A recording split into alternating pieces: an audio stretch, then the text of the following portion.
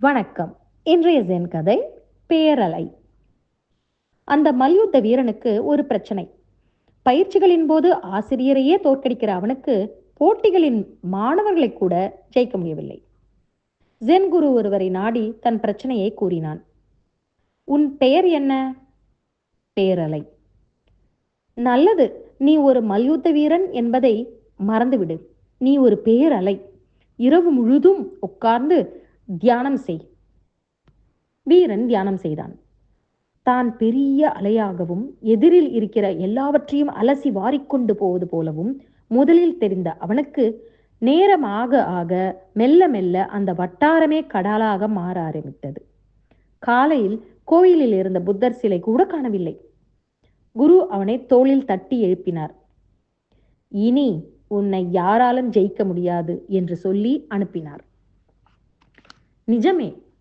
அதற்கு பிறகு அவனை யாரும் ஜெயிக்கவில்லை. ஒருமுகப்படுத்துதல், தன்னம்பிக்கை, மனோசக்தி என்று பலவிதமாகவும் இந்த கதைக்கு நீதி போதனை செய்யலாம். ஆனால் ஒரு மல்யுத்த வீரன் ஜெயிப்பதற்காக சண்டையிடுகிறான். அப்படி செய்கிற போது அவன் 2 இலக்குகளை குறிவைக்கிறான். ஒன்று மல்யுத்தத்தை சரியாக செய்வது, இன்னொன்று ஜெயிப்பது. 2 இலக்குகளை குறிவைக்கிறவன் 2ஐயுமே அடைய மாட்டான்.